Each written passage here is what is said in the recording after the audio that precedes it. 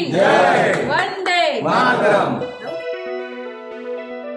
वसई पूर्वेकडील पोमन ग्रामपंचायत हद्दीमध्ये मोठ्या प्रमाणात औद्योगिक क्षेत्र विकसित झाले असून ग्रामपंचायतीच्या विकास कामांना पाहता ग्रामपंचायतीला विशेष दर्जा मिळवून शासनाकडून विशेष निधी उपलब्ध करून देणार असल्याचे आश्वासन वसईच्या आमदार स्नेहा दुबे पंडित यांनी दिले.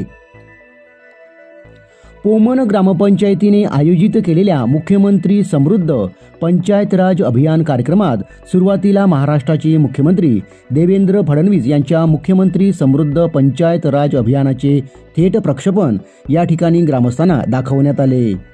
पोमन ग्रामपंचायत कार्यालय विस्तारीकरण व अंतर्गत सुशोभीकरण करून विविध 18 विकास कामांचे लोकार्पण वसईच्या आमदार स्नेहा दुबे पंडित यांच्या हस्ते यावेळी करण्यात आले. त्यानंतर वेबसाईटचे उद्घाटन करण्यात आले.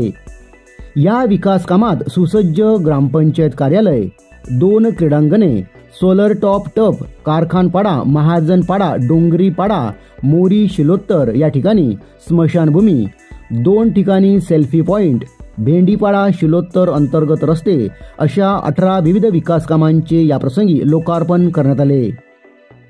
त्यानंतर वैयक्तिक लाभाचे वाटप आमदार स्नेहा दुबे यांच्या हस्ते करण्यात आले. यावेळी ग्रामपंचायत कार्यालयासमोरील उभारण्यात येणाऱ्या रंगमंचाचे भूमिपूजन त्यांच्या हस्ते करण्यात आले. या प्रसंगी झालेल्या कार्यक्रमात गटविकास अधिकारी वसई छत्तरसिंग राजपूत, सार्वजनिक बांधकाम अधिकारी संजय यादव, सरपंच आत्माराम ठाकरे, उपसरपंच दिनेश म्हात्रे, ग्रामविकास अधिकारी रमाकांत चव्हाण, सामाजिक कार्यकर्ते प्रकाश देवळीकर, राजेंद्र म्हात्रे, ग्रामपंचायत सर्व सदस्य तसेच परिसरातील ग्रामस्थ मोठ्या प्रमाणात उपस्थित होते. आपल्या प्रास्ताविकमध्ये ग्रामविकास अधिकारी रमाकांत चव्हाण यांनी ग्रामपंचायत मार्फत केलेल्या विविध विकास कामांची माहिती देऊन पुढील कामे कशा प्रकारे असतील याबाबतची माहिती उपस्थितांना दिली. यावेळी आमदार स्नेहा दुबे पंडित यांनी उपस्थित नागरिकांना मार्गदर्शन केले.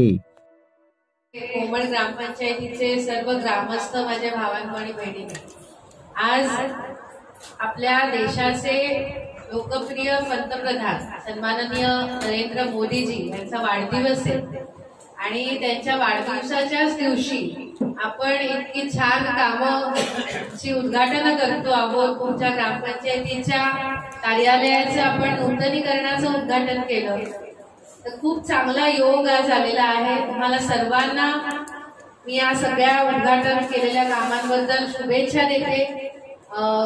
ग्रामपंचायतीचे आणि आपले ग्रामसेवक साहेब चव्हाण साहेब यांच्या सहकार्याने आज ही सगळी कामं होत आहेत. ठाकरे साहेब असतील, कांबळे साहेब असतील, आपले यादव साहेब असतील, या सर्वांच्या सहकार्याने आज ही कामं पूर्ण झालेली आहेत.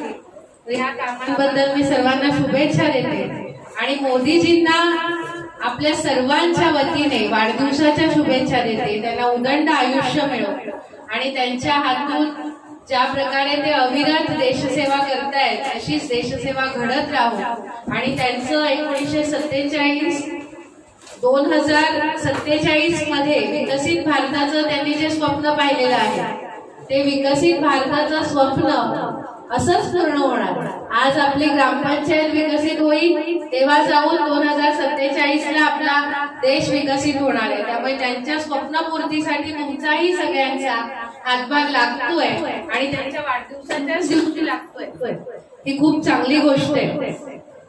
मला आणखीन एक गोष्ट तुम्हाला सांगायची आहे की मोदीजींचा आज वाढदिवस 17 सप्टेंबर ते राष्ट्रपिता महात्मा गांधी 2 ऑक्टोबर त्यांचा वाढदिवस, त्यांची जयंती, या 15 दिवसामध्ये शासनाने सेवा पंधरवडा ही योजना म्हणा किंवा ही मोहीम राबवण्यासाठी घेतलेली आहे आणि या 15 दिवसामध्ये अतिशय चांगल्या योजना त्यांनी आपल्यापर्यंत आणलेल्या आहेत. पाणंद रस्तेच्या संदर्भातली मोहीम असेल, पाणंद रस्ते मोकळे करून द्यायचे, त्याच्या नोंदी सातबाऱ्यावरती करायच्या, सरकार दप्तरी त्याच्या नोंदी करायच्या, पाणंद रस्त्यांसाठी रस्ता अदालत घ्यायची, त्यामध्ये काही वादविवाद असतील तर ते सोडवून ते रस्ते मोकळे करायचे, सर्वांसाठी घरं या योजनेखाली जी काही सरकारी शासकीय जमिनीवर अतिक्रमण असतील 2011च्या आधीची अतिक्रमणं असतील ती नियमाकुल करून त्या जागा नावे करून द्यायच्या, अशा अनेक चांगल्या योजना सरकारने आणलेल्या आहेत आणि त्याची अंमलबजावणी आता आजपासून सुरुवात होतीये. मी सकाळपासून 2-3 कार्यक्रम त्याचेच करून आले, त्यामुळे मला इथे येण्यासाठी उशीर झालेला आहे. मला आज आनंद होतोय आणि समाधानही वाटतंय की आपण अशा कामांची आज उद्घाटन केली ज्यामध्ये तुम्ही बघितलं असाल, मला वाटलेलं की रस्ते असतील, गटारं असतील, समाज मंदिर असेल असं मला वाटलं होतं आहे. पण मोठ्या प्रमाणात जर आपण बघितलं तर स्मशानभूमी प्रतीक्षा करण्यासाठी काय म्हणावे ते प्रतीक्षालय, त्यानंतर स्मशानामध्ये आपलं प्रेत आपण कुठे अंतिम संस्कार करतो, लाकडं लागतात, ती लाकडं ठेवण्यासाठी गोडाऊन, या अशा गोष्टींची तुम्ही उद्घाटन केली आहात. ही खूप अतिशय चांगली गोष्ट आहे. कारण आपण म्हणतो नेहमी माणसाला माणसासारखं सन्मानाने जगता आलं पाहिजे आणि मेल्यावर सुद्धा तो सन्मान त्याला मिळाला पाहिजे आणि तो सन्मान देण्याचं काम आज कोकण ग्रामपंचायतीतल्या सर्व लोकांना तुम्ही केलेलं आहे. आणि यापुढे जितके आपले ग्रामस्थ असतील, जितके आपले ग्रामपंचायतीचे नागरिक असतील, त्या प्रत्येक नागरिकाला भारतीय संविधानाने दिलेला त्याचा मूलभूत अधिकार कसा मिळेल, चांगले रस्ते कसे मिळतील, चांगलं पाणी कसं मिळेल, चांगलं शिक्षण कसं मिळेल, चांगलं आरोग्य कसं मिळेल, या 4 मूलभूत गोष्टींसाठी आपली ग्रामपंचायत कार्य करेल आणि तुमच्या हातून ते मूलभूत अधिकार आपल्या लोकांपर्यंत पोहोचवण्याचं काम तुमच्याकडनं होईल अशी मी आशा व्यक्त करते. आणि यापुढेही मला असं वाटतं आमदार निधीमधनंही बरीचशी कामं आपण कोकण ग्रामपंचायतमधनं घेतलेली आहेत. आता 25-15ची कामं घेतलेली आहेत. मी इथे जिल्हा परिषदेचे अधिकारी आणि PWDचे दोन्ही आपले बसलेले आहेत, यादवजी यांच्या पाठी सतत लागलेली असते की आपण जास्तीत जास्त कामं आपण घेतली पाहिजे, केली पाहिजे. सारजामोरीसाठी सुद्धा जो आपल्याला ब्रिज हवाय, पूल हवाय आणि रस्ता हवाय चांगला, त्यासाठीचा सुद्धा आपण लवकरात लवकर पुढच्या येत्या 6 महिने वर्षभरामध्ये तो पूल बनवून कसा तयार होईल त्या दृष्टीने आपण सगळ्यांनी मिळून काम केलं पाहिजे.